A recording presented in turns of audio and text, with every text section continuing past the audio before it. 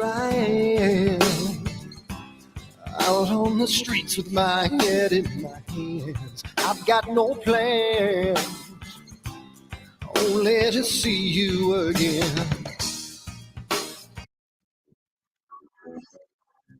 Don't get me wrong, sometimes I like being kicked on the ground. I'm not that strong, but then I come to my senses.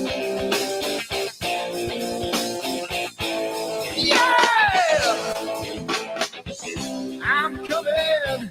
You can feel my power, and I feel what is real when she feels me. And I feel what is real when she feels me. And I feel.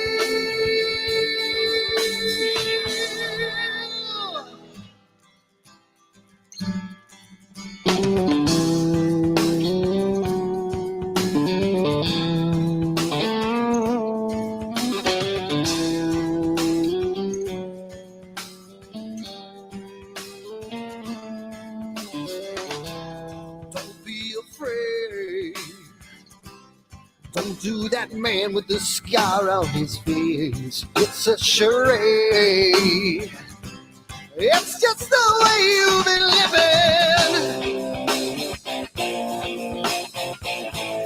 Yeah! I'm coming. You can feel my power. And I feel what is real when she feels me. And I feel what is real when she feels me. Yeah. And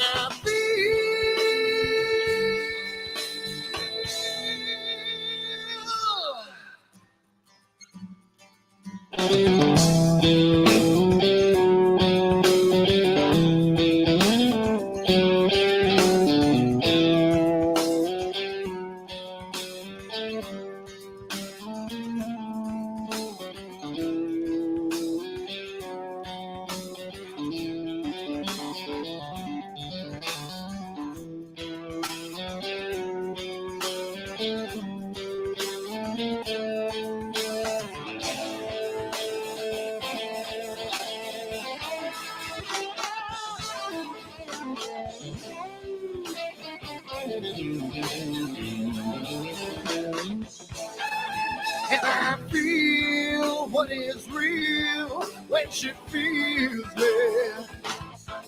And I feel what is real when she feels me. Yeah.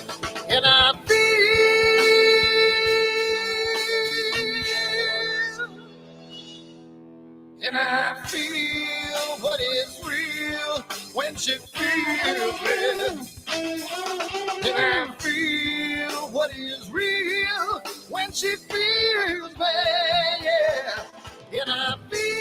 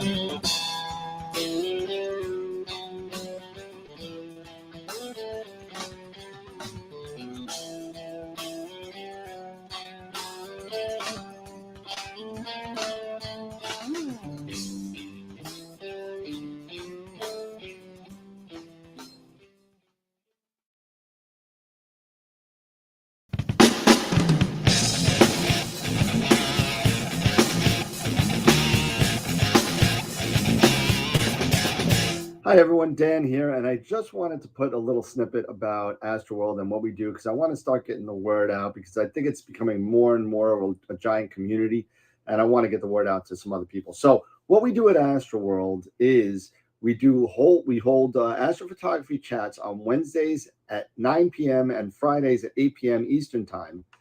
And we just talk astrophotography. Wednesday's more of a techie kind of advanced intermediate, and Fridays is more of a newbie kind of thing.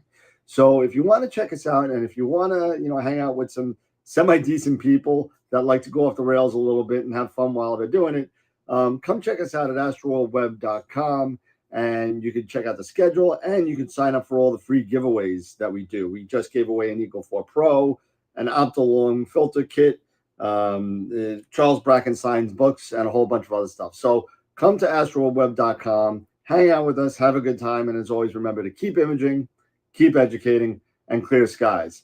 And I'll see you soon. Bye-bye.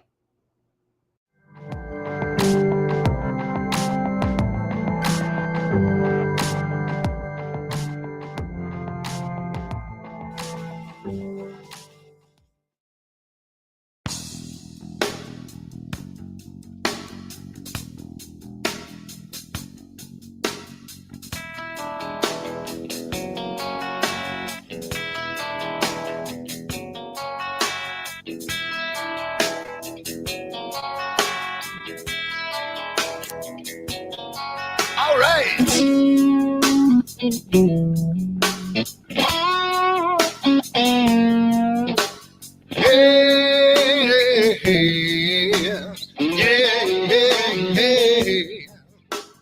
Where did my color go? Got your head in the sand. You can't be in control, using a powerful hand.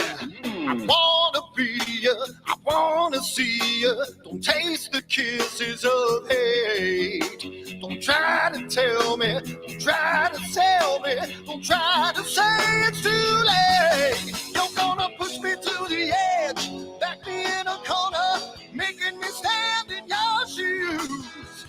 Push me to the edge, hide a little color, it's black and white and blue. Black and white and blue, yeah. All right.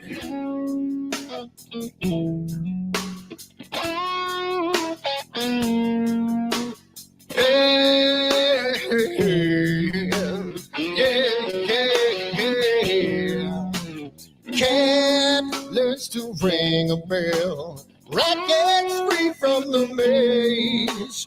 We can be taught to love. We've got to learn a new way. I wanna see you, I wanna be you. Don't taste the kisses of hate. Don't try to tell me, don't try to sell me, don't try to say it's too late. You're gonna push me to the edge, back me in a corner, making me stand in your shadows. Push me to the edge, add a little color, it's black and white and blue. Black and white and blue, yeah.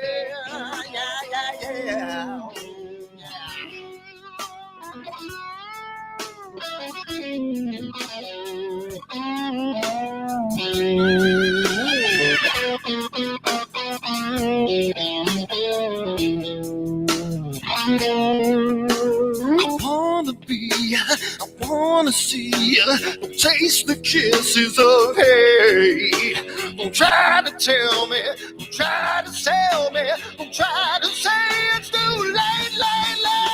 Push me to the edge, back me in a corner, making me stand in your shoes. Push me to the edge, add a little color, it's black and white and blue. Yeah, black and white and blue. You're going black and white on the edge, back me in a corner, making me stand in your shoes. Push me to the edge, add a little color.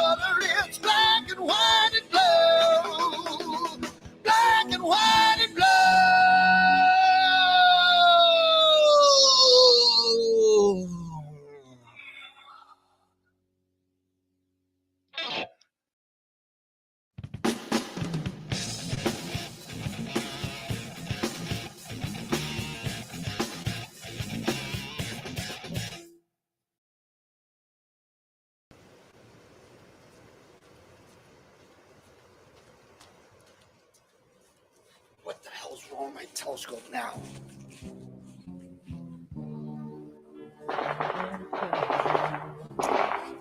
Get what's wrong with this thing?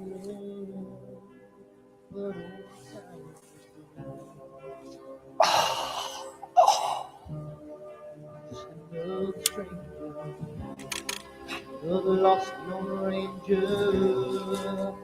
Can I break this spell?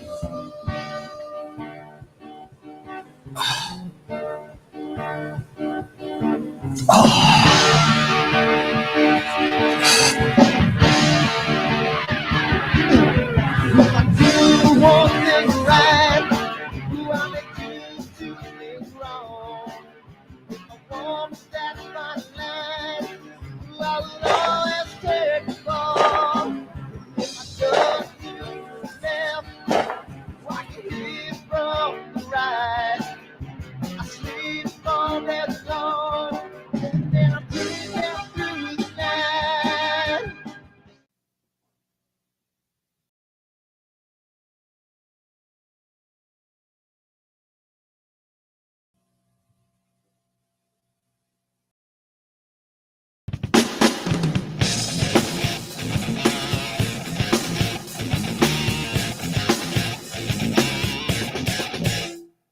I've seen a lot of bankers, and I've seen a lot of cops. I've seen a lot of lawyers pull out all of the stops. I've seen a lot of children with their parents in their hands. I've felt a lot of women who refuse to understand. Well, I don't think I understand why we're making such a fuss. And I don't think I understand what's come of all of us. And I don't think I understand why we take the world for granted. I just want to get right back to Guitar Players Planet.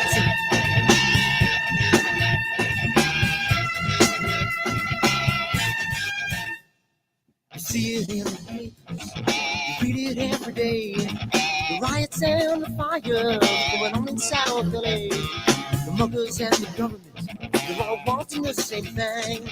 They take you for your money, whatever else spring. And I don't think I understand why we're making such a fuss. And I don't think I understand what's come of all of us. And I don't think I understand why we take this world for granted. I just want to get right back to Guitar Players Planet.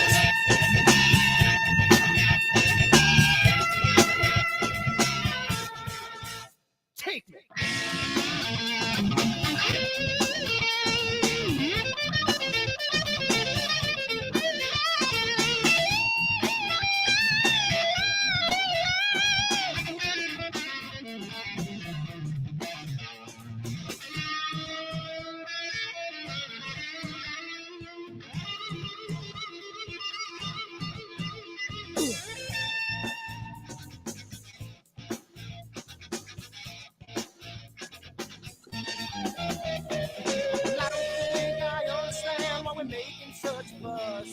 And I don't think I understand what's come of all of us. And I don't think I understand why we take this world for granted. I just want to get right back to Guitar Players Planet. Guitar Players Planet. Guitar Players Planet. Guitar Players Planet. Guitar Players Planet. Guitar Players Planet.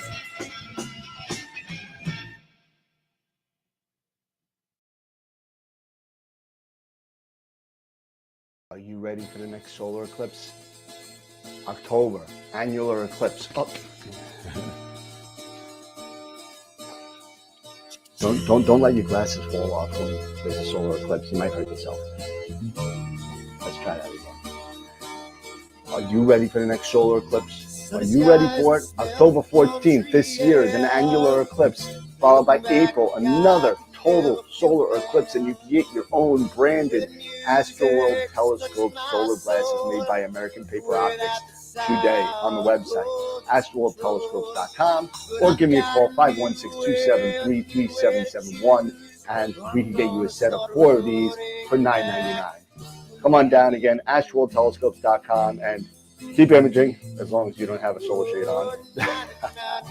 Keep educating. Thanks, guys. And we'll see you next time.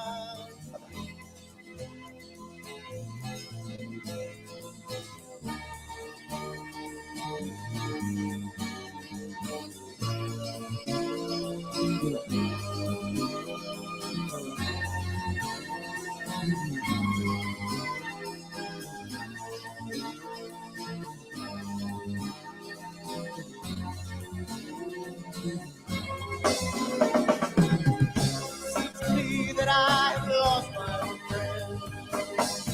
Got the sunset on the highway again.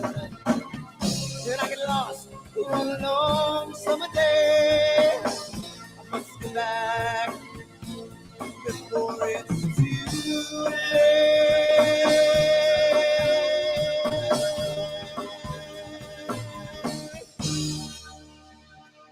You're afraid you're feeling alone. Time and space can never unfold. The holidays can ring in your fear. The ghost embrace can only mean tears. And I've got a new way to choose. I'm gonna start running back to land of blue. Oh, na na na na na.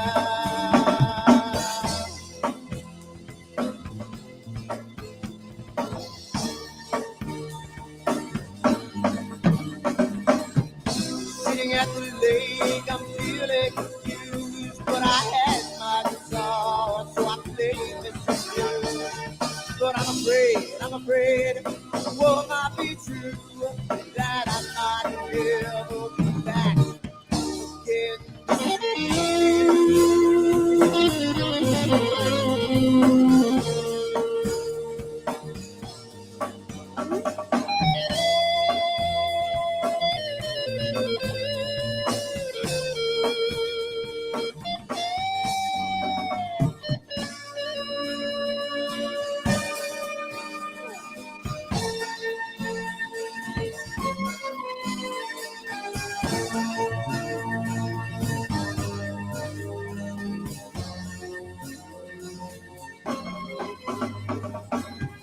Seems to me that I've lost my friend.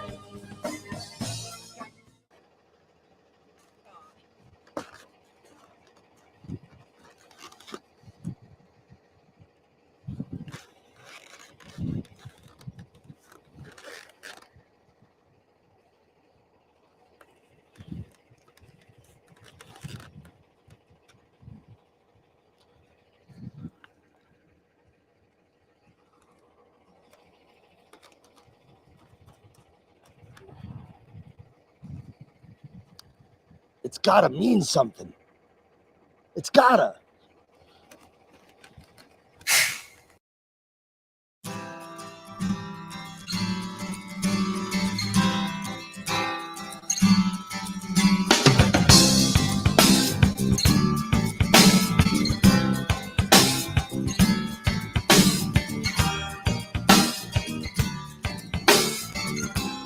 So here I am, out on the streets with my head in my hands. I've got no plans, only to see you again. Don't get me wrong, sometimes I like being kicked on the ground. I'm not that strong, but then I come to my senses. Yeah, I'm coming. You can feel my power.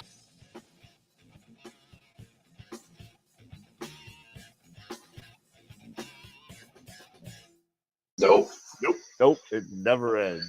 And it still doesn't end because it's Friday. It's Friday. It's Friday night. It's Friday. It's Friday, baby. All right for fighting. Yeah, don't quit my day job. Yeah, okay. So So yeah, so we got some really good news tonight. We got some new guests to announce. It's Friday night. I don't know. I know Eric, you've been working like a mad dog. I don't know if you got your Constellation or you even knew which one. Yeah. You did it? You did it? I did it. Oh my goodness! I didn't even think you knew. I gotta turn this off. This thing is already cutting off. I'm gonna switch to the other mic. Give me 1 second. He's a professional. Oh yes. There we go. It's good. It might be a little echoey for now, but I'll fix that later. So, welcome everybody. We're here. It's Friday night, and it's beginners slash constellation night. I know last Wednesday, if you missed it, we had a really good interview with Greg Krinkloff from Sky Tools, which was really cool, and he is so excited to be coming back to give us a hands-on rundown of its capabilities. I know we went through a lot of the technical jargon of what it could do and all that. Now it's to see the hands-on information. So probably sometime after NEAF, we'll be having him return and talk about what it can do. Oh, no. Oh, wow. The echo. Did the echo stop? Check. I don't think so. It's still going. It's still there? That it has stopped. Oh, it's so weird. Ooh. Did somebody hit mute? I think Dave just kicked out. Yeah, Dave dumped. Oh man. He'll be back. All right. I'll switch back to the other mic. Hold on a second. Everyone's complaining about the echo. All right. Let me put this back on. Let me put this back on. Let me turn this off. And how's that? Is that better? That seems a little better. Tell me if that's better, because if that's better, we'll keep it like that. I'll just raise the volume just a tad. Check 1, 2. How's that? Is that better? Is that better, everybody? And oh, that's where the hiss is coming from. It is Dave. All right. I totally blew that up. That's all right. It happens. So we got some new guests that we're going to be talking about, and I know we didn't do the sponsors and guests last Wednesday, so we're going to do it tonight because we just got a late addition to the guest list, and we got 2 confirmations today on new guests coming before the eclipse. So we're going to get into that a little bit, and then let's see. We got picture of the week tonight, right? We got that, and I see a lot of people in the chat. I see Corin, Matt, Greg, Sean. That's my buddy Sean, my alcohol partner in crime in another country. Sean's in there, yeah. Let's see. Starlancer Jay. Hey, what's up, Ross? How's it going? Greg Meyer. Oh, I'm trying so hard to get Sean to come down. I am literally going to smuggle him through Buffalo into New York to get him here. So he's going to come. He better come, because I'm going to. I have one last chance to get him over when I go. I think I'm going to go see him at the eclipse. So if that's the case, he may just not make it. I may just throw him in my trunk and have a house guest for a week. But it should be a lot of fun. It's going to be a great time. We got a packed schedule of guests from now all the way through to the eclipse. So let's get on into it, and we'll go over that really quick and say thank you to all the sponsors and all that. So here we go. For those of you that are new to the show, welcome to the show. We do have sponsors that do a lot for the show in the background and in the foreground. We just got to say thank you to them. And if anybody knows businesses that want to become sponsors for giveaways and stuff for the show, I know we got a lot of great members out there that know a lot of people. If you do, and you know somebody that wants to become a sponsor, have them contact me at dan@astroworldweb.com, and we'll get them on the sponsor list. So that is going to be cool. So we got Prima Luce Lab, who's been a staunch supporter of the show for the past many years, and Optolong. So thank you for those 2 companies for their giveaways and the filters. They can't see that yet. Hold that up later. actually, actually, what I'll do for you guys, since you guys are only seeing the 3-up, I got to show you the live. So there's the live. Now you see the live. But we also have Masters of Pix Insight and IP for AP, and we're giving away a Masters of Pix Insight workshop tonight. It's Friday night. We do it every Friday night. We give away a free Masters of Pix. Masters. Oh dear. Oh, Nelly. We'll just do that. There we go. I muted you for a second, Dave. So just give me a second. Masters of Pix Insight, we're giving away free workshops. Thank you for them. We give away, and we also give away on the last Wednesday of the month. We give away an IP for AP yearly subscription. So if you don't know what IP for AP is, go check it out. You could go and see it. And they do a lot of tutorials on Photoshop and Pix Insight. They keep on putting up fresh content up there, and it's pretty darn cool. So go check it out as well. Also, we have our own retail store. If you need any Astro gear, you can get them directly from us now. We have all your faves. We got ZWO, we got Player One, we got Prima Luce. We got I just got this in today. We got the new Pegasus Power Box version 3 just came in. What else did we get? We got these guys, the Tri-Band, the new Altair Astro filter. We just got that in. We got a bunch of cool stuff coming in.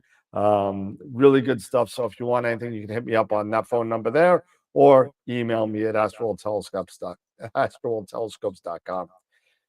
So if you missed it, go check it out. Last Wednesday was Greg Crinklaw. He was talking about Sky Tools, and he's a creator. He owns Skyhound, which is the company that develops Sky Tools. He's been doing it for many, many years. I've used it for many years, and it's a really great program. So go check it out at Sky Tools at skyhound.com. What is this? The 21st, this Wednesday coming up.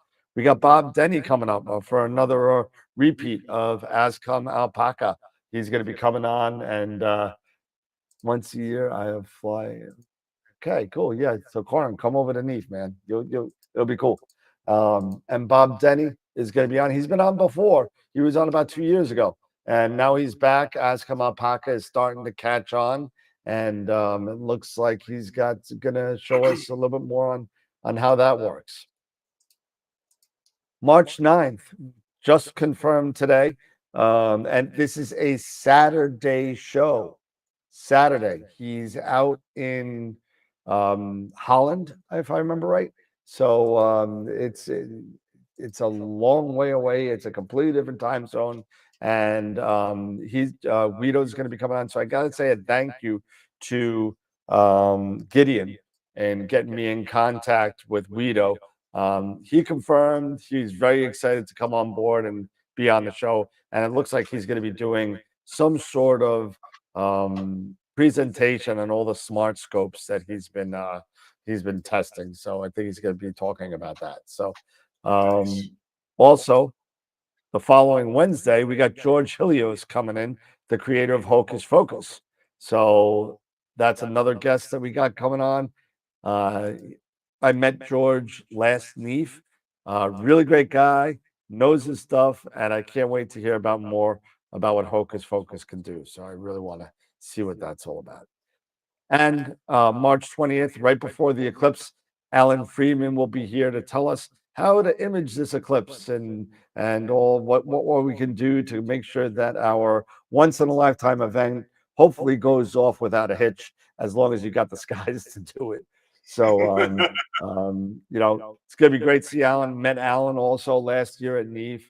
Really great guy. He's a member, I believe, of the Buffalo Astronomers Association, BAA, up in Buffalo. So, going to be good to see him again. And of course, come and hang out with us on our other social media platforms, Twitter, Twitch, Discord, whatever. And just remember also, we also have the AstroWorld Telescopes forums as well. Well, look at us for AstroWorld Telescopes on Facebook, Instagram, Twitter, and all that as well. Also, we got all of our members that are on YouTube, on Patreon, on everything. If you want to become a member on Patreon, feel free to hit us up at AstroWorld TV on Patreon. You get all these perks. I know they've been going out again, but these are all different member levels, and for different levels, you have more peaks, more perks. And thank you everybody for being a part of it. It helps us with NEEF. It helps us with the cost of that. It helps us with all the other stuff that we do for giveaways and all that kind of stuff. So thank you everybody for doing all of the support. It's been great. Thank you so much. And there we go. Let me unmute Dave. I think the dog's away. There we go. And Dave That was from the other room. Oh my goodness. That dog. Yep. You got, yeah. I said, I still have some of those kisses, those little kisses that nobody wanted at NEEF. So they're still good. So I'm giving them out. No. I'm giving them out. And with every order that you have from AstroWorld Telescopes, you get some custom Hershey's Kisses from AstroWorld.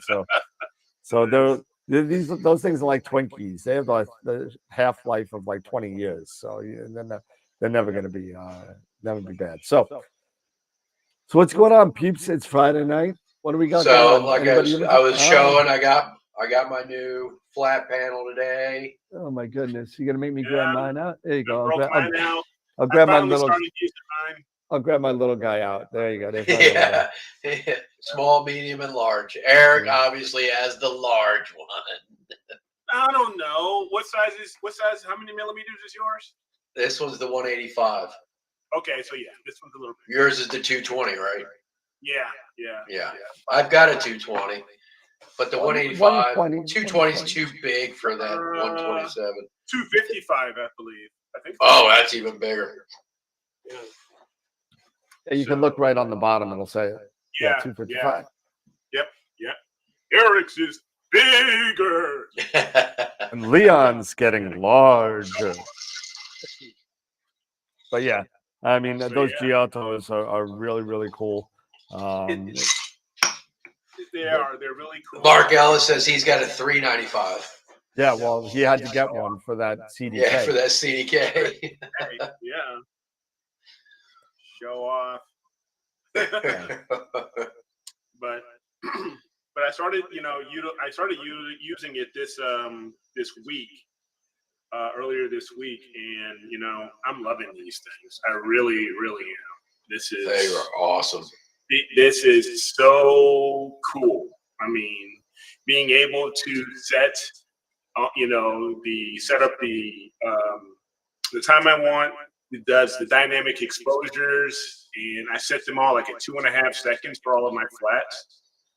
And I just set the correct brightness reading. This has been so cool. Yeah, it's a game changer. Do you have the Alto with yours, or?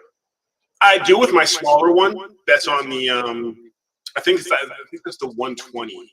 Yeah, that's one that I was showing, the 120 for this little guy. Yep. That's what I have it for. I have the Alto 1 for that.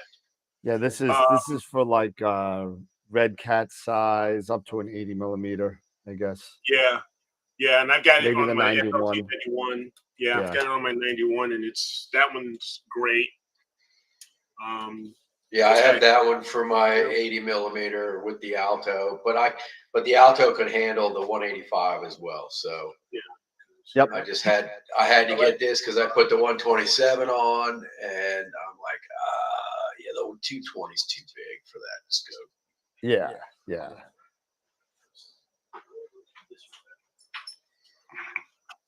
So what we got Constellation night, and what we do on Friday nights. Wow, I don't even know what day it is. Here's the beastie. There you go, beautiful. So it's in a little bit of disarray because I've got the edge up now, so I had to borrow a few cables. and stuff like that. Funny. It's all good. So, yeah. So now this one's sitting in my space.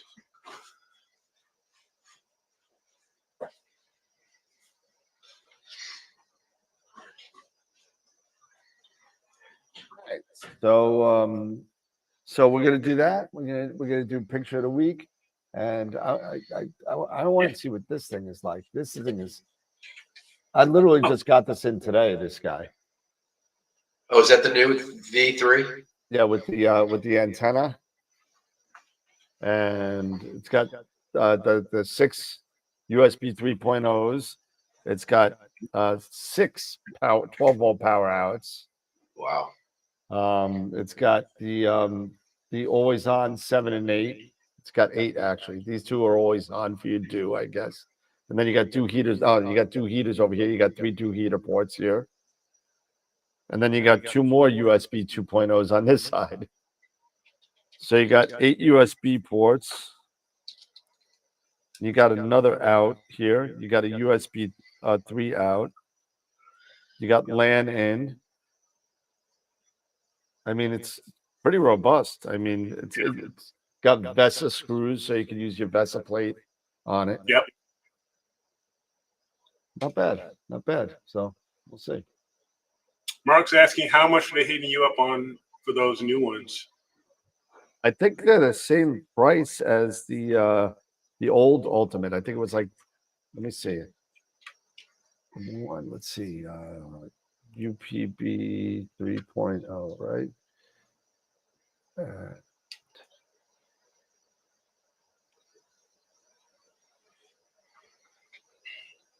The power box. Let me put my geotol here. Yeah, Ultimate Power Box 3.0 is going for a whopping $644.50. Oh my gosh! Wow. They're proud of it. Hey. Well, Yeah. not for nothing. I believe the 2 of this was $680, if I remember right. Oh, was it really? Wow. Yeah. Okay. Yeah.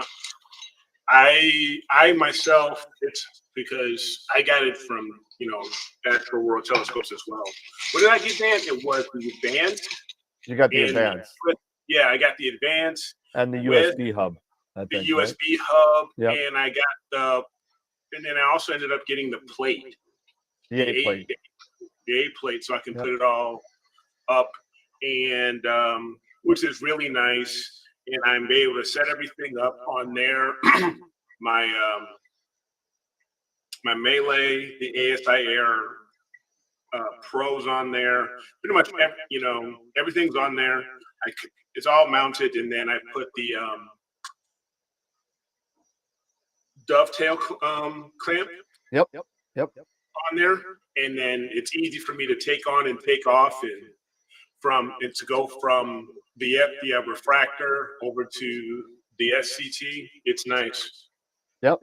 It's it all depends. There's so many different configurations that you could do for all these different parts. You got Pegasus, you got Melee, you got Eagle, you got ASI Air, you got what's this? They also got that new power. What is it?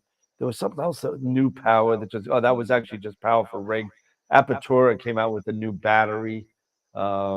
The box, the power supply. It's like an Everflow box power supply. There was something else that came out recently with power. But everything's coming out. I mean, it's crazy how technology is definitely making everything change from power supplies to smart telescopes. It's kind of crazy. Well, and the thing is all these different companies putting it all out and creating competition to help drive the price down. Yep. Yeah, I'm going to. I need to do a quick video, like a follow-up video of the new 2 low-profile 2-inch Visato that I have on Edge, and how I've got it now mounted. And people were asking me once I did the unboxing and intro and how I got it mounted initially. Now they're asking, since I finally got it out here on the mount, They want to see how it's working and or know how it's working and all that. So I hope to maybe do if I can, maybe something this weekend, just to show how it's mounted now and how it's set up. I even still have the EAF on there because you have to get it somewhat because I was you got to get it into rough focus. Rough focus. And so I was using that. So I was sending back the the travel so I can have enough step space on the Asado. So I went back to, because I think it goes up to like 400,000 steps or something. So it's 400 and change. Yeah. So I went to, so I had that, so I pushed that to 200 so I get to the, so I have that at mid, and then unlock the mirrors, and then I use the EAF to get it into rough focus, and then I lock the mirrors again, and then use the Asado to do all the standard autofocus. That's crazy. That's a lot of work, man. Well, because when it was all set up and it was already pushed, and it was already at the mat, already traveled all the way in, and I forgot that I had to do the autofocus, and it kept hitting 0. What when you autofocus, the Asado was hitting, but it was because I had to travel all the way in. I know, I get that, but what I'm saying, you just said you had the Asado at 200. No. I had to send it to 200. Yeah. Okay. So when you sit there, and especially if you're using a reducer on, are you using a reducer on it? I am. I've got the 0.7 reducer on the edge. Yep. Here's the thing with Schmitz, and this is one thing where Schmitz and refractors actually differ.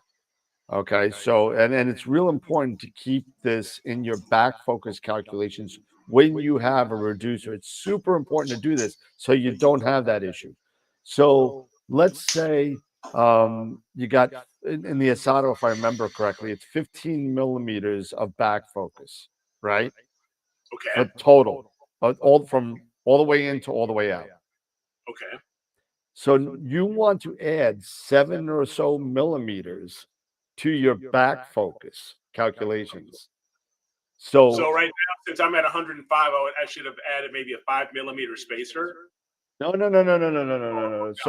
So let's say the you need 100. What are you the 8, right? You're at 105. Yeah, 105. So I'm at 105. Okay.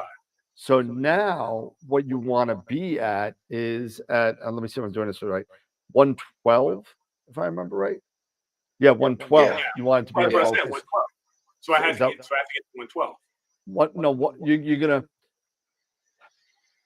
No. So you don't need another space. Well, you might need another spacer. You may need another space, but you're saying push it out so you can get to 112. You're in the middle at focus, so you have that play back and forth, so you don't have to do this and EAF and blah blah blah and knob and then back rear cell and all that, so you don't have to do all that. So add that whatever it's half of your focus travel is, add that to your back focus calculations, and then you'll be at halfway racked out in focus, and then you have all that motion either way to do your focus routine. Okay. Does that make sense? I think I follow you. Yeah, because the EAF, since the EAF was already connected, I mean, it was either take the EAA off and then do the manual autofocus before I lock the mirrors. But having the EAF already on there, I just grabbed the hand controller and brought it back into focus.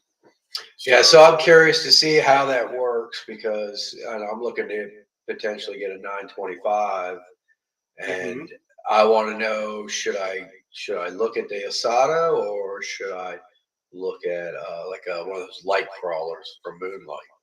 Oh, the Moonlights. I apologize. I need to correct myself. My sickness is kicking in. Yes, Matt, you do subtract it. You do subtract it because at the end, you want to be at 105 at the end. So just the width of your focuser. So if you're at 105, minus 7 would be 98, because halfway you would be at 105. Right. Okay. Yeah, that's right. I apologize, Matt. Thank you for keeping me on track. I do appreciate that, because my brain is not working. So yeah, I'm confused too, Matt. Sometimes it's I'm way confused after the way we ended up last week, Wednesday's show. I mean, back focus will rack your brain. Yep. it will. It will. Thank you, Matt, for keeping me on track there. Appreciate it. But nonetheless, it's all set up now. I've got the proper focus. Nina can autofocus with Hocus Focus, no problem, and stuff like that. So yeah, and I just absolutely love the Asato. It is. It's so accurate. It really is. And for those of you that want something like just about as accurate, I gotta say the Sesto Senso from Prima Luce for a box focuser is stupid sensitive and stupid reliable. It's like 5 times more accurate than the EAF. Wow. Ridiculous. It's a sub-micron focuser as well. For me, the thing was, for me personally, looking at budget, because I looked at the Moonlight CH, which is the one for the Edge, because you can put the focuser in. You can not the focus, but the reducer inside, basically inside the focuser. It was just for my budget, it was just a little too much. But then talking with Filippo as well as Tom, I just have confidence. I know him, and I know Tom pretty, fairly. Yeah, well. no, I at that confidence. They definitely look so good. They do. Yeah. Is it a rotator as well, or is it just focus? Right now, it's just focus. You have to get the Arco. You have to. And I love the low profile because they have the 8-inch edge in mind. When they were making it, because the way they have it contoured, it's almost like a slightly like a Y shape, so it can. Yeah, I don't have one. Fit around the mirror, the mirror locks. The mirror locks it's like indented on the side, so the mirror locks you can still buy it and use it. And they also, you got to remember that the original Asato, the 2-inch Asato, wiped out 58 millimeters of back focus for this thing. It was fat. I mean, it was huge. And a lot of people were seeing with that. Another one of the things a lot of people were seeing with, with the 58 millimeters, and then you have the Arco, you're taking like 77 or 79 millimeters of back focus just with these two things. And if you have an 8-inch Schmidt, if you want to add a focus wheel and 17 millimeters for the camera, and so you're at 37 millimeters with the filter wheel. God forbid you have something else in there. You may not be able to fit both of them, depending on what model you have. So, so another reason why they made these low profiles. So now you got, I think it's 50 millimeters for both the Arco and the Asato, as opposed to 79 or whatever it was for the both of them. So now it's like, you saved about 30 millimeters of back focus there by making this low profile. It's really cool. So. Yeah. Corin says, astrophotography's middle name is confusion. No kidding. Absolutely. So I think I'm selling this guy at NEAF. Oh, wow. Okay. They're going to sell maybe later this year or next year, maybe I'll look at the Arco to add on to the Edge. And but right now I really don't need to, because I'm using the Celestron OAG, and then I'll just loosen the thumb screws, the front thumb screws, and just manually rotate. Just like I'm doing with the William Optics. Yeah, that's this guy right here. Yes. That's what I have on mine. Yeah, that's what I have on the. Yeah, my William Optics have the manual focuser, and with the 08 and with the Celestron 08D, like I said, I can just unscrew slightly one of the thumb screws, one of the front thumb screws, so I'm not messing up anything on the camera itself, and then just manually do it. Boom, it's good. Yep. I'm getting there. I'm learning it. You know, not for nothing, Owen. You think about it, and everybody starts talking price, right? So, if you take the 2-inch low profile and the 2-inch Arco, it's about $1,500 or $1,600, right? Now we're talking light crawlers and night crawlers. I mean, your night crawler is coming close to $2,400-$2,500. So it depends on what's in your budget too. Right. Exactly. You could go over 30, $3,200-$3,300 for a top of the line night crawler. Yep. But it's really cool. They are. It's really cool. In the 2,000 to 2,500 to 3,500 range refractor, what would you go for? I understand focal length can be different. I'm looking for brands. Well, of course, I would say maybe look at ASCAR. What was the question? I'm sorry. Jay Polanco is asking for in the 2,500 to 3,500 range. What refractor would you go for? I understand focal length can be different. He's looking for specific brands. That price, Skywatcher Esprit. The Esprit line, I love it. I think it's great. I'll go all the way up to the 120. And I have my 80. I unfortunately sold mine because I had too many telescopes. So see, even Greg said the Esprit, the Takahashis are unbelievable. They might be on the upper end of that range. Upper end, yeah. But maybe I'm a little biased. I'm saying William Optics, or I'd say ASCAR, but they've got is it Founder Optics? Founder Optics, yep.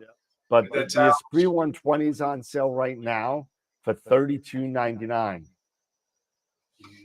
$32.99. It's usually $4,200. It's like $1,000 off. They're doing this crazy sale.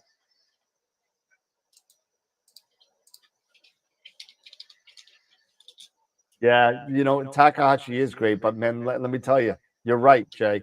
Every single adapter has got to be from them. Everything is special. Everything's off by like 1 millimeter. If it's a 60, if it's an M63 now, it's M64. You got to get theirs. But nothing. I mean, the Takahashi optics, the clarity is just unbelievable. Astrophysics, I love my astrophysics scope, but that again, we're not talking in the $3,500 range. We're talking about in the $7,000 to $10,000 range.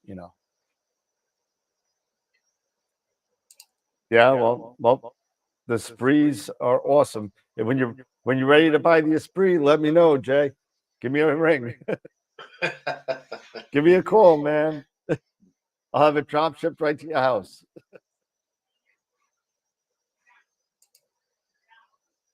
Yeah. The Esprit is awesome. I mean, if I didn't have my astrophysics, I'd still have my Esprit.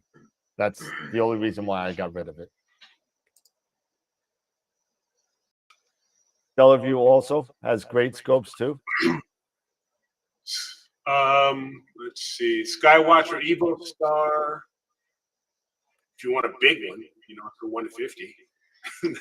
Yeah, but that's the Evo Star 130. Evo Star line. It's kind of like the no frills line of Skywatcher a little bit. The Esprit 120 is what, 3,300? 30. What is it? 33? Yeah, 3,300 right now. Yeah, for that. The ASCAR 130 is 35, so that's right there at the top of your budget. The William Optics FLT 120 is 3,300. Yep. So you're gonna get some pretty good focal length out of any of You're those. going to get anywhere from 800 to 950. You know, Yeah. depending. I think William Optics runs a little bit lower than that, if I remember right. Yeah. But Sean makes a good point too. For that kind of money, William Optics runs. You could get a really good reflector that's going to give you that focal length as well. That is true, and faster optics. And I know Sean's been a big Sharpstar's been great too. Sean, what's his name? Starfield Optics. My buddy Steve Malia up in Canada, doing some great stuff with his. We sell those too. So feel free to shameless plug there. So if you want a Teleview, I can get those too, but they're going to be way out of your budget. Altair is good. I mean, they're all good. I mean, honestly, to me, it goes from probably William Optics to the Esprit line, probably, then to what would be after that, Esprit line. I really like the Esprits. I think that with the quality control from them has just been outstanding to me. The only reason why I say that is the same reason that Eric says it about Explore Scientifics, because I use the Esprit, Eric uses William Optics. So I saw your face pop up for something, Eric. My face pop up for something? Oh, I don't know. You had a weird look on your face for a small No, I'm second. looking at. No, if he thinks about reflectors, definitely, Sean knows because he uses them a lot. But just an FYI, I'm looking at the TOC. The TOC E130 is. That's the Epsilon, yeah. The Epsilon is 3,000, but that sucker's like a F3. Or if you want to go crazy, you get the Sharpstar 200. It's like f2.8 or something like that. Yeah, and then they also make that. What's that? Cassegrain they make. Yeah, the Sharpstar. Oh yeah, the SCA 260. SCA. Oh, those things are beautiful. Oh yeah, Drew Evans has one of those, and I've seen quite a few of his pictures with that SCA. I've even chatted with him a little bit because I kind of had my eye on that too, because Cassegrain or whatever. They seem like it's not as bad to collimate, pretty, but yeah, he's got some great pictures. If you look up Drew Evans and stuff on AstroWorld, with that SDA 260, it's really nice, and I think it's fast too. And it's small. It's small. Yeah, it's small, lightweight. Yeah, it's carbon fiber and everything. Yeah, lightweight. Yeah, it's got that black-red kind of color scheme going. Yeah. Mm-hmm. Yeah, I mean, we're all gonna. When it comes down to equipment, we're all gonna, praise what we use. We're gonna praise what we've used, and I've used Explore Scientifics. I've sold Explore Scientifics, to date, but it doesn't mean it's a bad telescope. It's a great telescope. It's just that I wanted something a little bit more, and then I went to the Esprit, and then I went to the Astrophysics. So after that is probably a Takahashi, a big freaking crazy, 7-inch friggin' TOC, for $25,000. But but I mean, right now I think that I'm good with my what is it, 6-inch 6-inch AP scope. I'm happy with that. I think that and I'm really looking forward to putting BXT to the test with these telephone lines and see if it fixes the stars with the telephone line. I think that's. I'm going to send that right to Russ when if it works. So.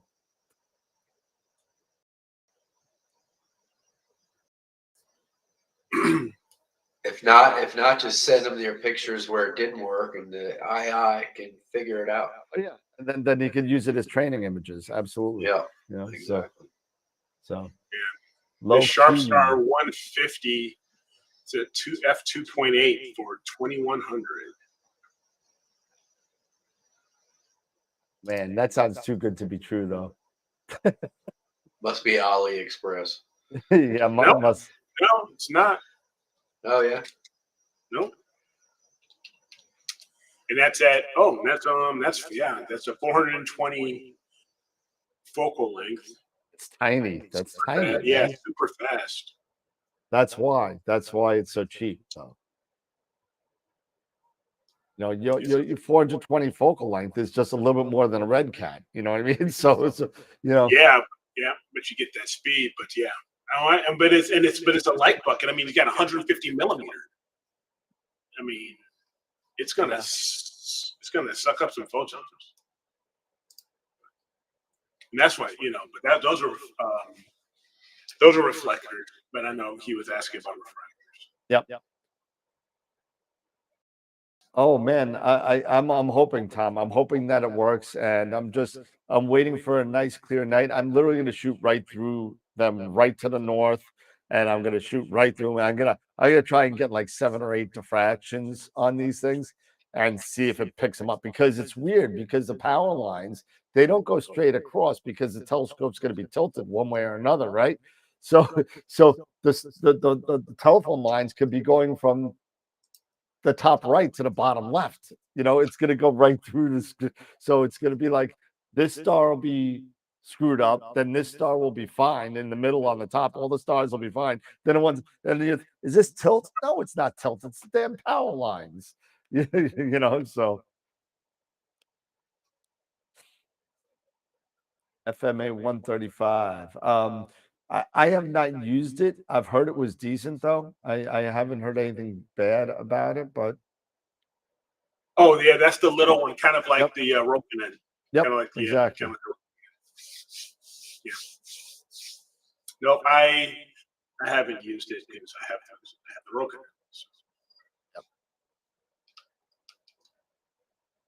Right. So you want to do what we got? We got Yeah, I can do I can do mine.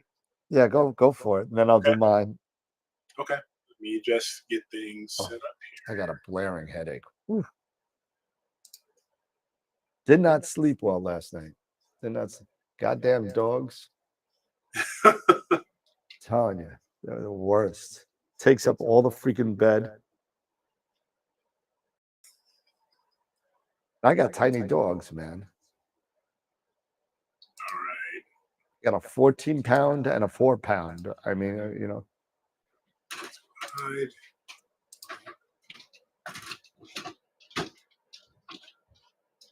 All right. There we go. Capricornus. All right. Here we go. Capricornus. Yes. This is my constellation. Why? Because I'm actually a Capricorn.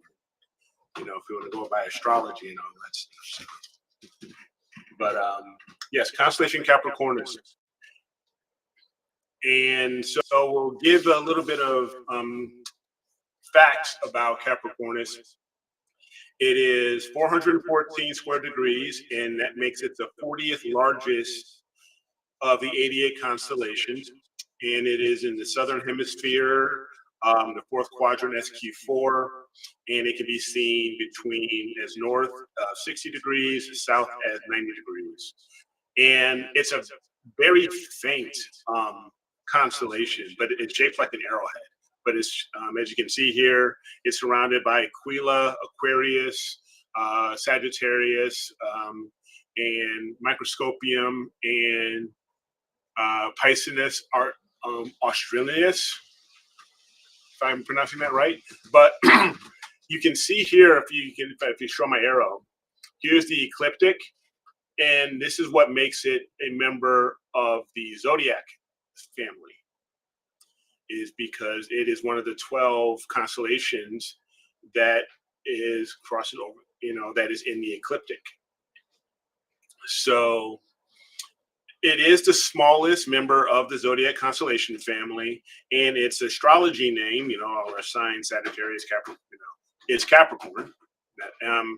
And both in ancient astronomy as well as modern astrology, Capricornus marks the start of the winter solstice and astronomical winter, because Capricornus comes into the sun in around December 20th, 21st.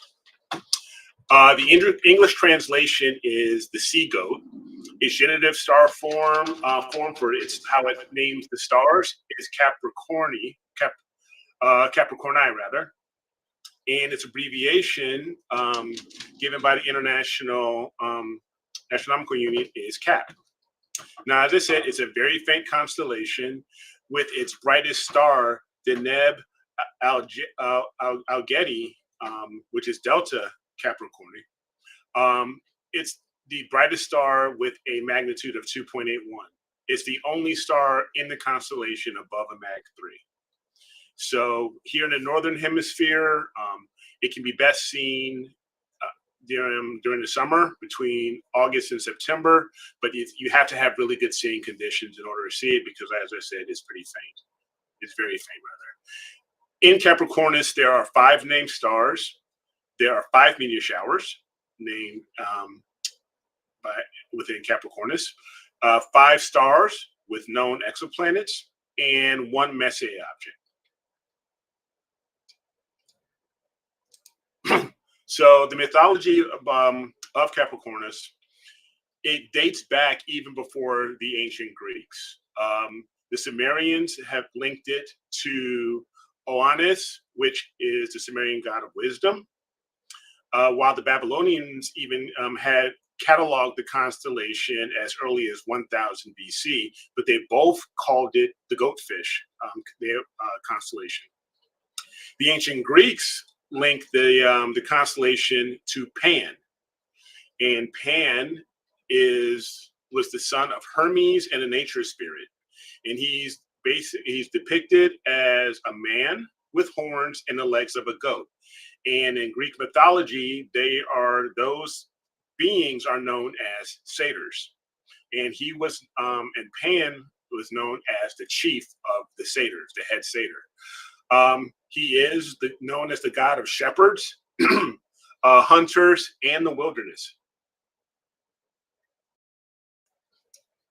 Now, the mythology a bit more. The word panic is associated with Pan because of his yell. He would cause mortals to go mad with fear if they wandered too close to him into his area and disturbed him while he was sleeping. Now, during the Titan War, which was the war between the Greek gods and the Titans, his yell was so ferocious that it caused the Titans to even scatter, which allowed the gods to, many times in their battles, get the upper hand on their battles. Now, after the Titans were defeated and sent to below Tartarus, Zeus sent them down even under Tartarus, the monster Typhon, which was the son of the Titan Tartarus and Gaia, the Mother Earth. He wanted vengeance, so for this defeat of the Titans, so he went on a rampage and started marching onto Olympus to battle the gods. Now, Pan saw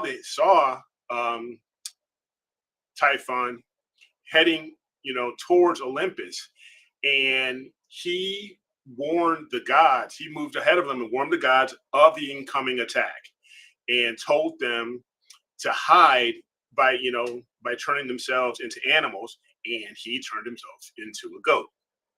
Now, Zeus, he turned himself into a ram, but he was still caught by Typhon, and he was actually dismembered. And his sinews, which are like your tendons and stuff like that, Typhon hid them in a cave. Now, Typhon was also angry at Pan for, warning the gods before he arrived, and he started pursuing, and the chase was on, and actually pursued him to Egypt. Now, Pan almost got caught, and at that point, he actually had his own moment of panic, and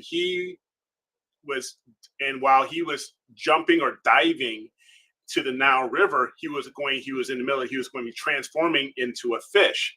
But during this panic attack, he only managed to change his lower half to a fish, which is where you have the goatfish. And while he was in the Nile, to distract Typhon, he would continue with his yells, and that allowed his father Hermes to find and gather all of Zeus's missing body parts. And once Zeus got back together into his true form, he caught up to Typhon and Pan in Egypt. He defeated the monster with thunderbolts, but Pan unfortunately wasn't able to transform back.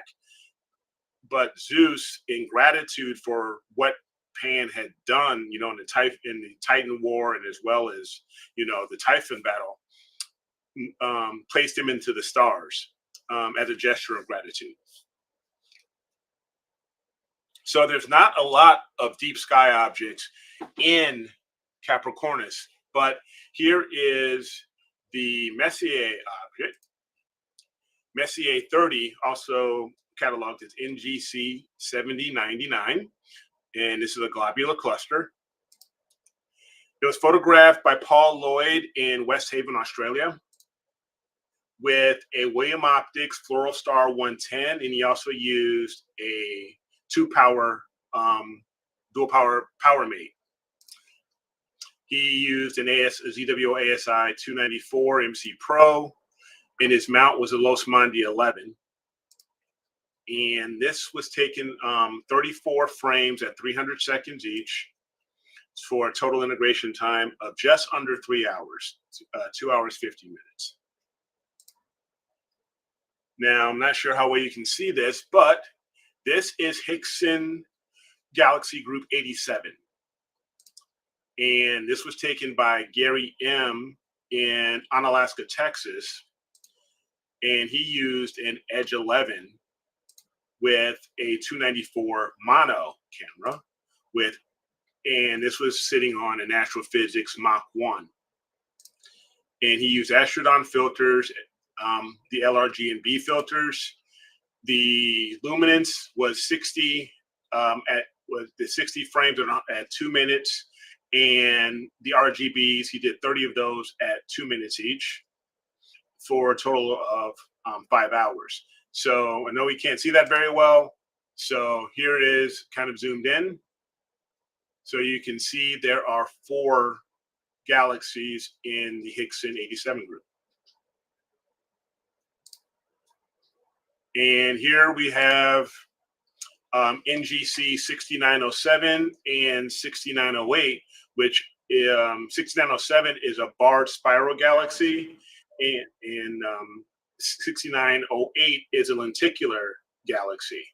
Now, this was also taken by Gary Mem with that same Edge 11 HD and with the 294 Mach 1 in the same Astrodon filter, same setup, and actually the same number of frames as his last one, 60 2-minute luminance and 32 minutes of each RGB filter for 5 hours.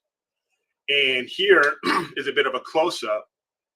And if you can see it, barely see it, you'll see the lenticular galaxy. It's actually they're very close to one another. And you can see it by the arrow right here.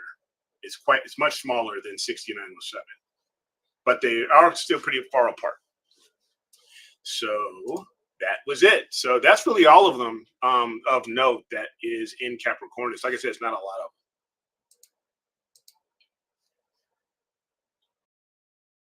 All right, there you go. All right. Still trying to figure out why we're getting this echo here, but not sure why. That's okay. We'll figure it out. And I think we might have lost Tom. I'm not 100% Think sure. so? That's David, not Tom.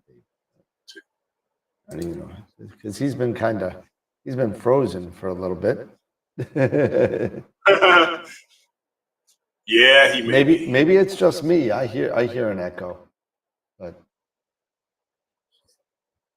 all right. Well, now for the what is it? Hey, Wayne's 9:02? on. Hey, Wayne. Yep. Oh, David's back. He's back. Now he's back. Yeah, I had to reboot it. I saw the screen. I could see you guys, but It's Yeah, weird. I guess I'm echoing. Yeah, I'm echoing now.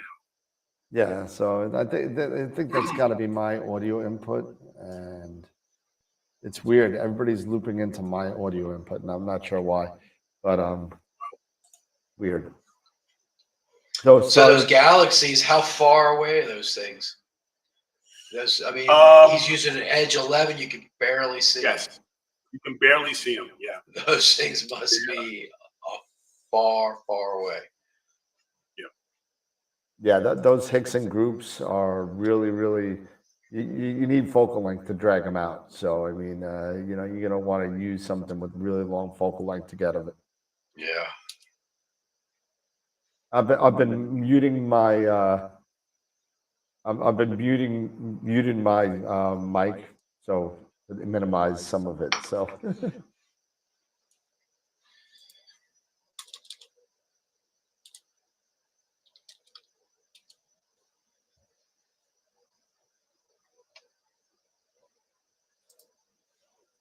Okay. Let's see here. Just looking here.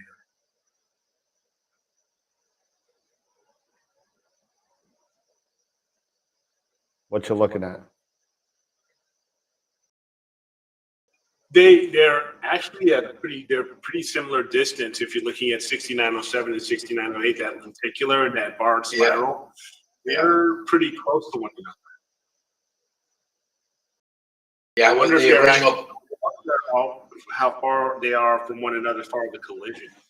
Yeah, until you showed that close up, I was like, "Where's the other galaxy?" Yeah. Yep. I was like, Yeah. I only see one. Oh man. So we only got about just so everybody knows. I believe was voting closed at 9 or? Yes, voting is closed. Voting is closed. Voting We closed. forget that. Yeah, voting is closed. And the last time I checked, which was earlier this afternoon, voting was pretty low. It was only 12 votes. Wow. So yeah, it was pretty low. Well, what is everybody on vacation? Come on, guys. I don't know. We were over 50 for a while. Yeah. But all right. So let me do mine real quick because mine is not that like a big Canis Minor. So I mean, not much. Yeah, get the little dog, little doggy. Little doggy. So of course I had to add my own brand of humor to it. So let me get this rolling here for a second. Wayne, I think voting closed, but the URL for future, it is astroworldweb.com/IOTW for image of the week. All right, so here we go. Let's see what we got here. So Canis Minor. All right. So let's see what we got with Canis Minor. So Canis Minor is the little doggy, right? It's the puppy. It's a little puppy. It's one of two dogs that are chilling out with Orion, right? So they're hanging out with Orion and they're doing their thing. You want to hide me and Dave? I could, but I kind of I'll hide you in a second. Right. And bam, bam, bam. All right. So Canis Minor, right? Canis Minor was cataloged by me in 2015. It's the 90th largest constellation, so this is a newer constellation out there. It was not one of the original 88 by Ptolemy. This is actually one that was just figured out by myself. It's home to the famous Growling Dog Nebula. So it's got no stars in it. There's no stars at all. It's got no Messier objects. It's got some teeth. It's got one star with known planets, and that's Astra Beta, and she's hanging out in the back right here. This is the star number 2. And he's always fighting with Canis Major. So that being said, we'll just, you know. Go get him, Pat. Go get him. So that's a border collie and a chihuahua.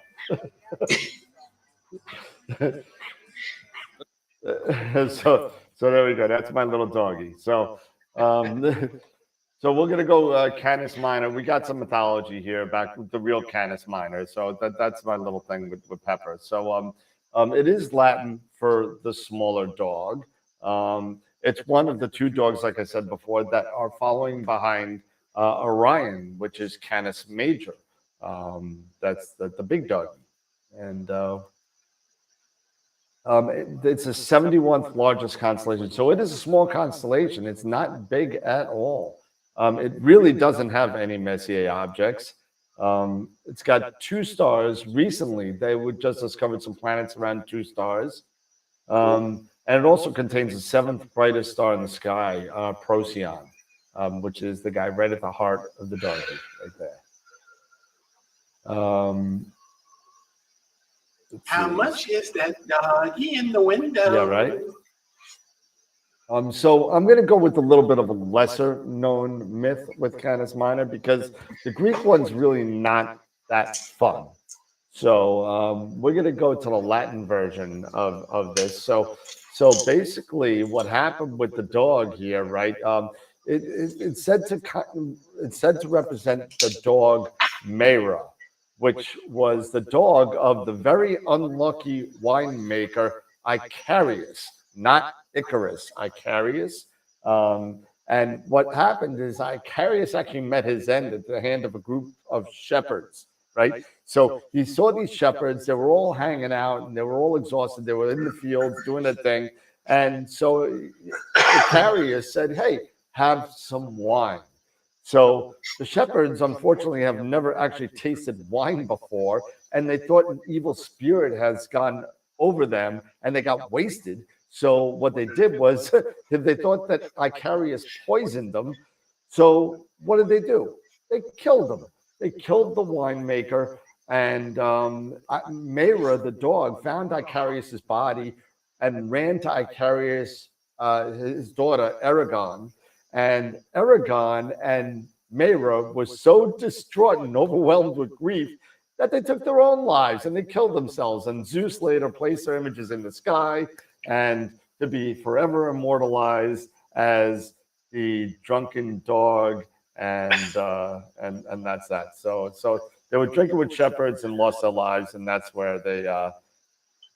Dude, I swear, it's like every Greek story is a tragedy. Yep. Even when they call it a comedy, it's a tragedy. It's horrible. It's horrible. So here's Canis Minor, pick number 1. Like I said, there's not a lot of stuff in Canis Minor.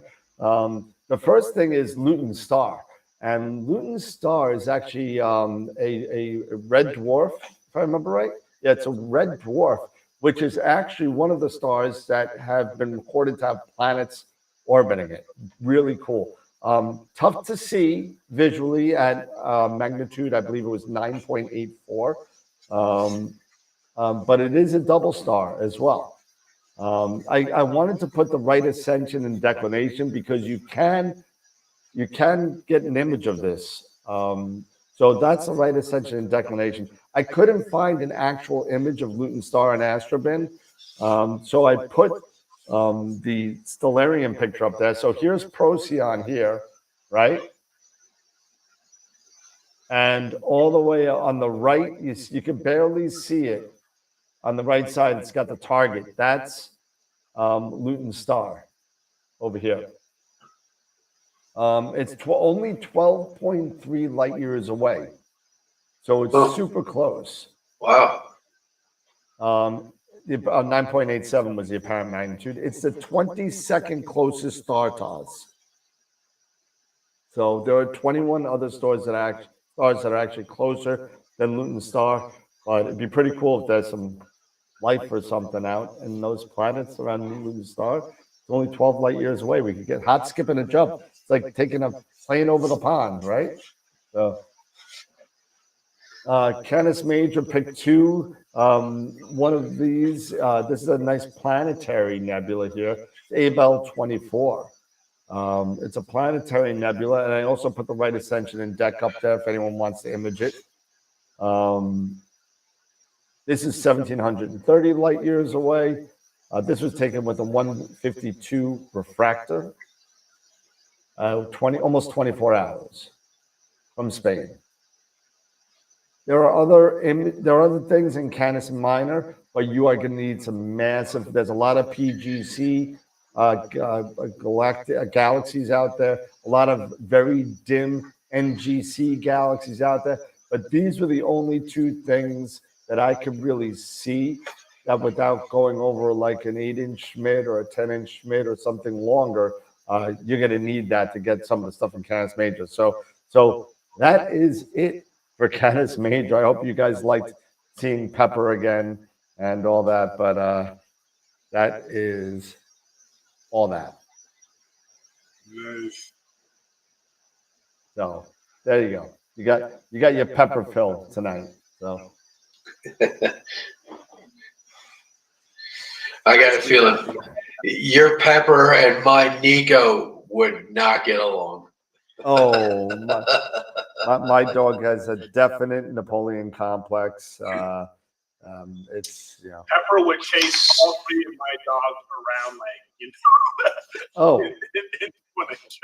want to kill all three of my pitties. Pepper's got no fear at all, zero.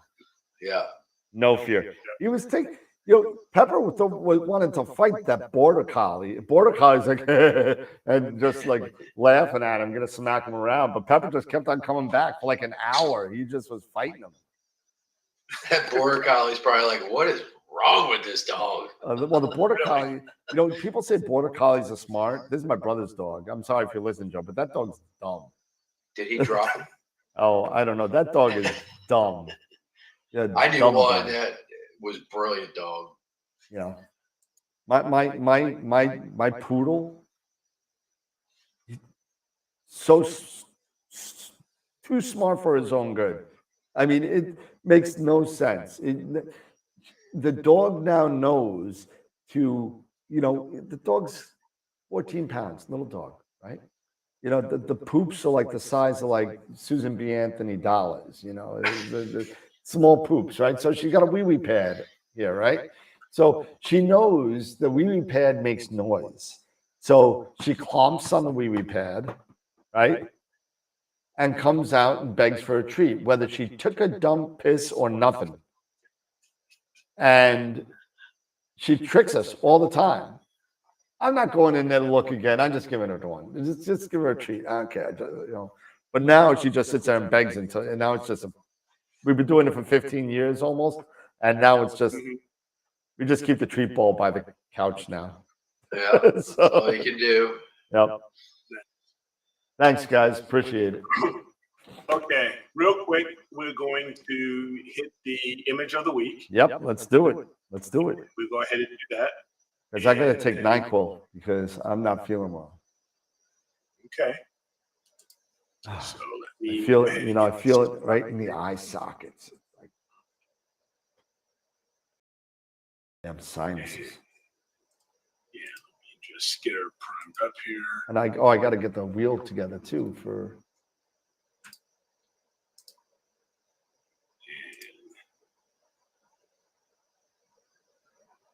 Week and the dashboard. Hey, Aqualung, spitting out pieces of his broken rock. Let me go ahead and share the screen here.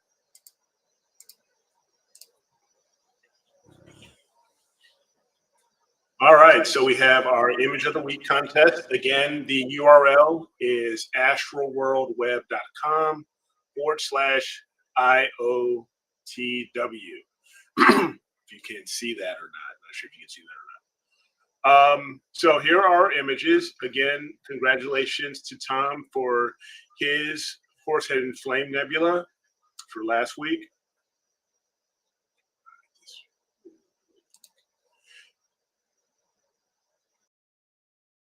And here are our entries.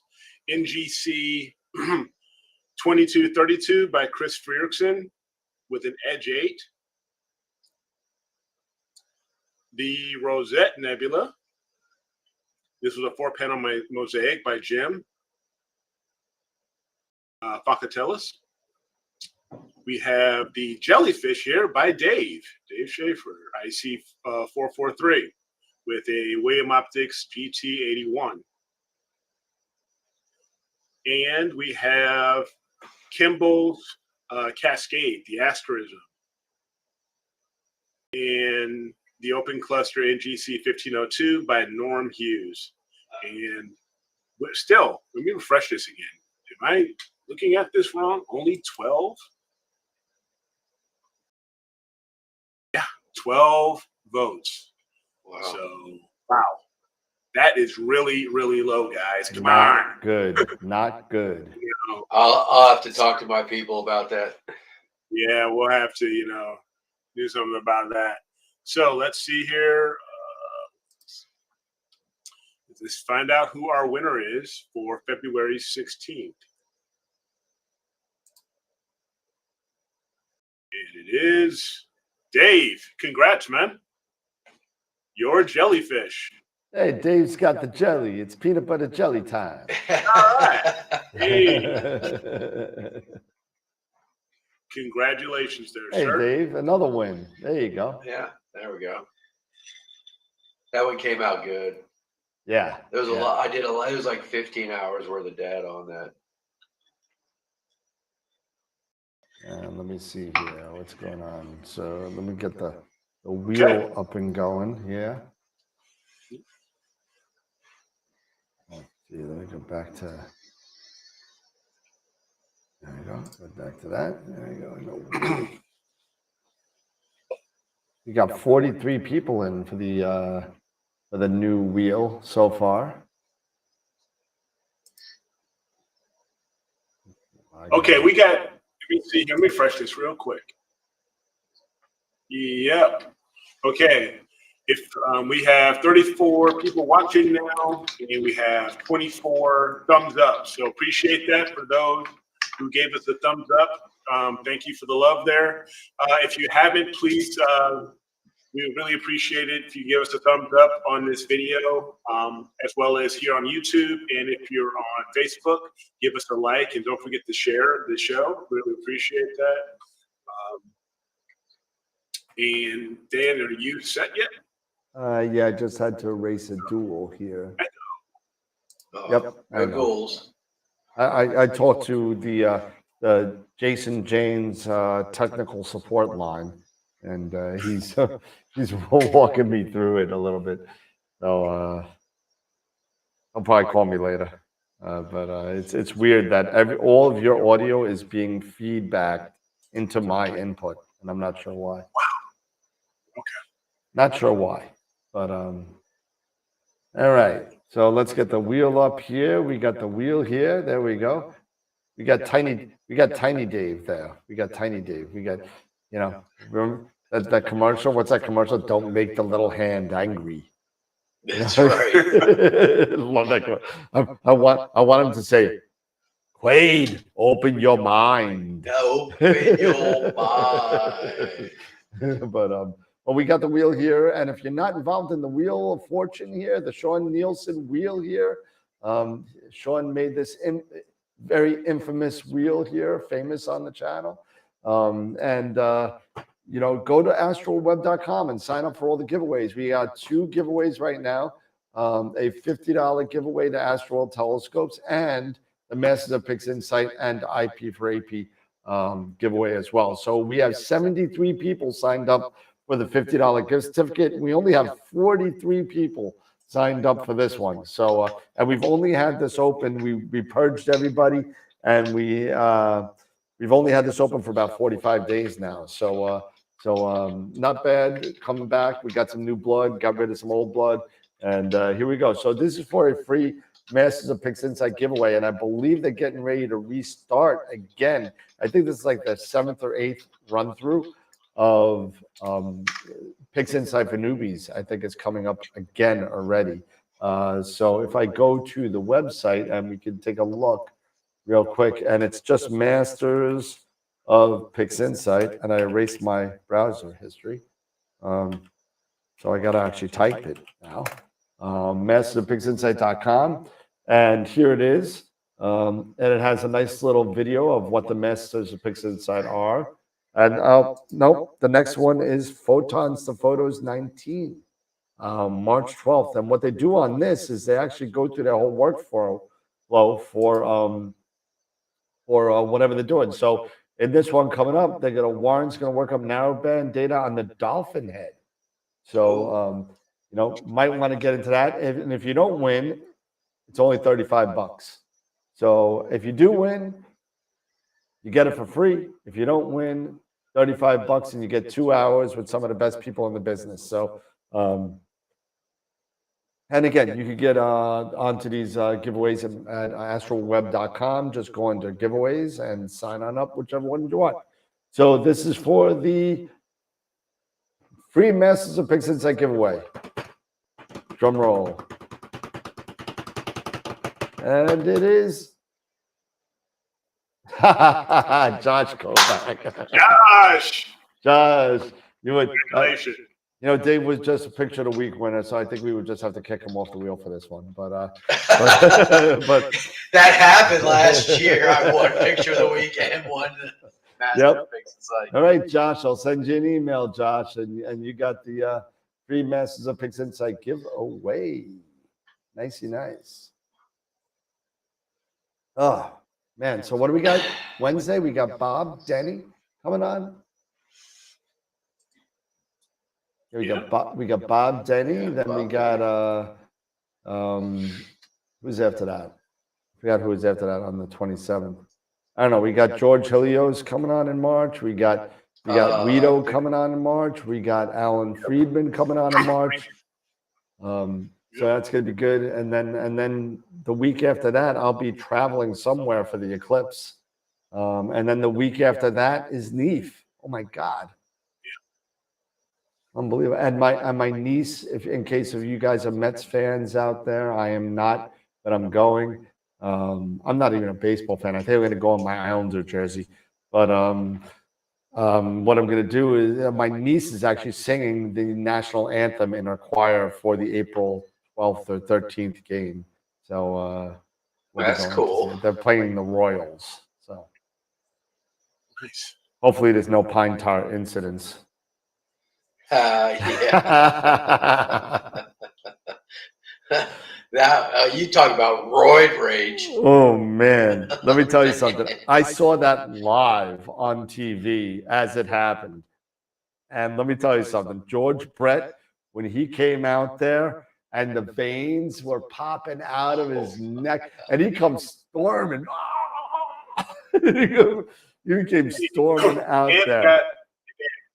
Corn's got a question for you. Where are you going to view the solar eclipse? Are you going to go anywhere to view the solar eclipse? It looks like I'm going to be going probably up north to the Great White North to hang out with Ron and Sean. That's what it looks like right now. So it's supposed to be right over Buffalo and Niagara. Yeah, we're gonna have to do a little bit of traveling, but that's okay. It gives me, listen, hanging out with those two guys is a lot of fun either way, whether it's sun, clouded out or not, I'm gonna have a good time. So it doesn't matter. Are you taking anything? Are you gonna try to image it at all? So you know what I got, and I bought one for me. I bought two of them actually. I bought one to sell and one for me. I bought the Skywatcher Solar Quest. And basically it's the original AZ GTI, the Alt Az head. It's only for solar, and it's rechargeable, it's everything. It's a little Alt Az mount, and it's only for solar. It's got its own app and everything. So it's like this little dinky thing. And I'm gonna bring my ASCAR, my 400, and that's it. That's all I'm bringing. That's it. Nice. Maybe I'll open up one of these Apollo cams and use one of those and sell it for $50 off for used. Yeah, I'm probably gonna try. I would like to get down $100 to if you cook the sensor. Yeah, it's fried, no warranty. You suck. Caveat I don't think I'm gonna be emptor. Texas like I was hoping, but because I was hoping to maybe get down to Dallas, but I'm not gonna probably make it there. But I am gonna try, because it's much closer to get to Southern Illinois. Yeah, because it's Carbon going date. right there. It's even Ohio, it kind of goes through there as well. So So I'll drive down to Southern Illinois, take my 60, but I'm trying to decide on the lens to get. Why can't it be thinking on maybe the like weekend? Why is it have to be on I'm thinking like Monday? maybe a 500 mil. I don't know. So it Yeah, is expensive. 500 will be fine. For I'm using a 400.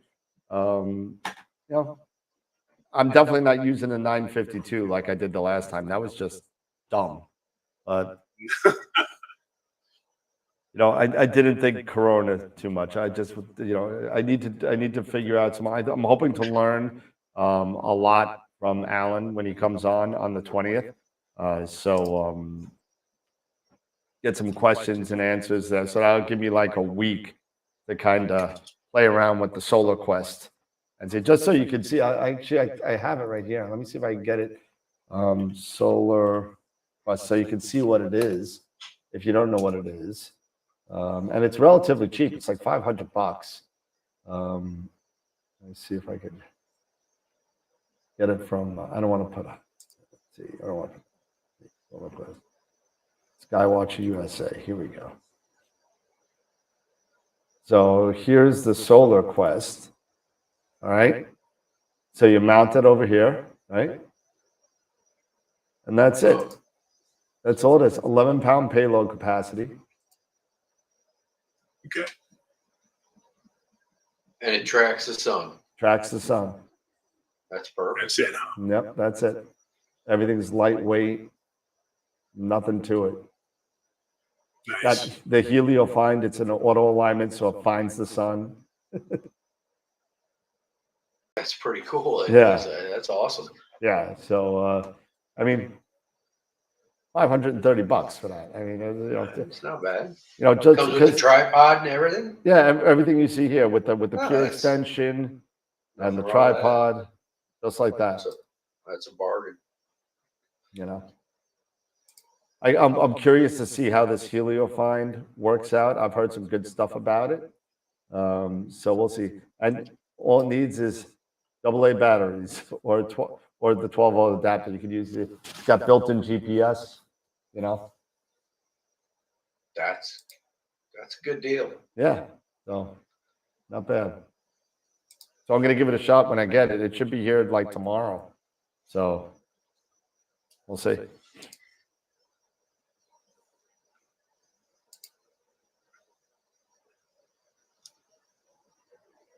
Yeah, AZGTI. It's almost the same exact thing, Tom. It's almost the same exact thing.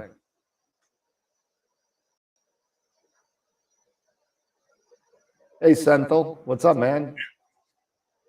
Terre Haute, Indiana. I know Tom's from Terre Haute. And I'm going to throw a little TV trivia in there. There was a guy in The Stand. If you remember the movie The Stand with Stephen King. Stephen King wrote it way back when. And there was a guy from Terre Haute, Indiana. And he turned out to be the turnaround guy in the whole thing. The guy's name was the Trash Can Man. And he just lit things on fire. And he just blew things up when everything was by. He just blew things up. And all he did was run around the whole place saying bumpty, bumpty, bump. And then he just blew up like oil tankers and oil fields and everything. Things blowing up all over the country. And he was one of the bad guys, but he was from Terre Haute, Indiana. So there you go. Useless piece of information. One good thing is that I bought tickets to go see Dune 2 on March 2nd. Is that when it Nice. comes out? Well, it comes out, I think, February 29th, Okay. but that's a Thursday, so who don't want to see it on a Thursday? So I'm going at 6 p.m. on a Saturday, and it's at the movie theater right down the block from my house, and it's got a full diner and bar. Nice. I'm gonna have to get tickets to that too, and watch the first one over again. Yeah, I got to going. watch the first one over again, too, so. I was so mad when I was watching that first one, and they just leave you. Well, they're going to leave you again. What are you doing? They're making a third one, so I mean. Oh, don't tell me that. Well, they're going to. From what I hear, they're going to end it where the book ends, without any, blowing up, any spoilers. It's going to end. The second movie is going to end with the first book ending. From what I know. The third movie is going to be all about Dune Messiah, the second book. So we'll see. And then HBO Max is coming out with The Prophecy, I think it's called. Now they changed the title of it, but it's a prequel series, a Dune prequel series, dating back 10,000 years before Paul Atreides, and finding out how the Harkonnens and the Atreides become blood enemies. And they're going to do a series, like They are on doing Amazon, it's a series. It's a series. Very cool. It's done by the same director that's doing the movies too. I forgot his name. But Very cool. We'll see.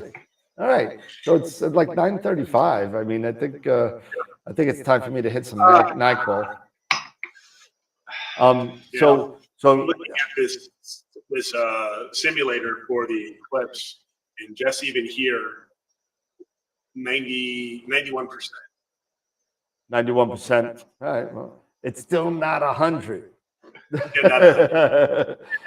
It's not 100. That's like getting a 99% on a test. It just sucks. Yeah. But 91's better than what we're going to get here in DC. Yeah, no, you're going to be like in the 70s, I think. Maybe even less, 60 something. 60s. But what was I going to say? I don't know. I think it's time for me to get some NyQuil. NyQuil. I'm telling you, it's just. I hate feeling like this. Hopefully you feel better. Yeah. Hopefully the NyQuil just knocks it out of you and you get a good night's sleep. Yeah, I still got to work tomorrow. It sucks, but what are you gonna do?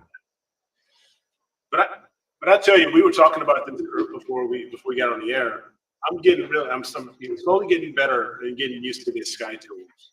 Good. And figuring some stuff out here. So maybe next week something I'll show it. Maybe next Well, I found my download link for Sky Tools 4. I was able to load it up and get the new version and everything. So I'm going to be playing with it again as well. So we'll see what happens.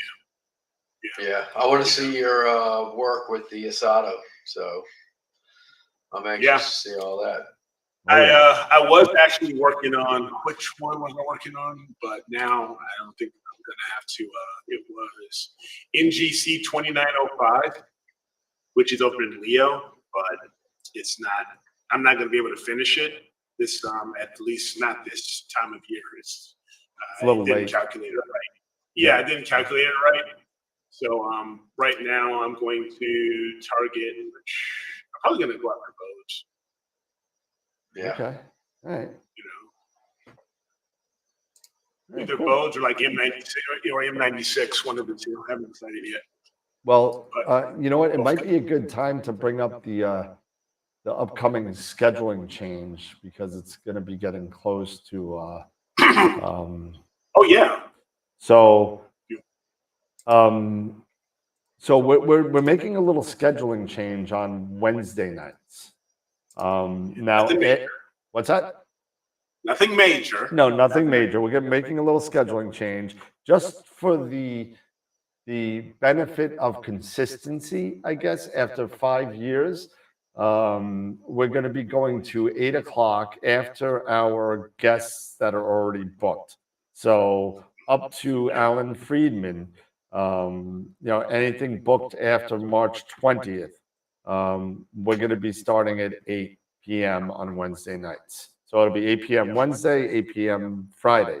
So not 9 and 8 anymore. It'll be 8 and 8.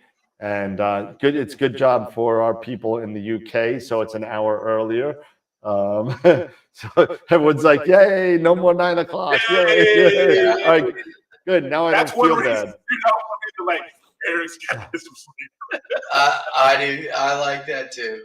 Hey, you know what? I'm so used to doing till 11 o'clock. I mean, that's but it is going to be nice to be 10 o'clock now. So yeah, no more 9 p.m. It may actually go down to 7 eventually.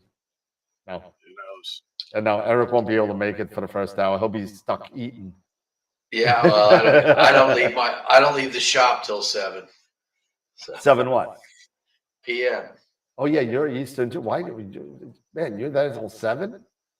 Yeah, I get there at 7:30 in the morning. I'm there No, until 7 at night. No, we're not doing 7. We can't do 7 because you know what? That's probably when I'm eating dinner. So that's no good. But now you got people telling me to shut up. But hey, listen, we love doing the show. We're not changing the dates. We're not changing anything. We're just doing it an hour earlier. So we're getting older and we don't want to be up all night. And if we're being up all night, we want to be up drinking with our friends or hanging out with our wives, maybe. Hey,